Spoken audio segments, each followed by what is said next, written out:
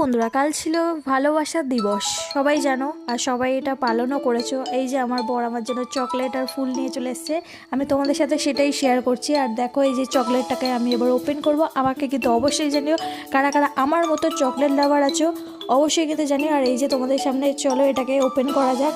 তো আমি এটাকে ফাইনালি ওপেন করা শুরু করে দিয়েছি। তো দেখো এই যে বাবেলস চকলেটটা কারা কারা খেয়েছো অবশ্যই আমাকে কিন্তু কমেন্টে জানিও, ঠিক আছে? তো তোমাদেরকে দেখাচ্ছি।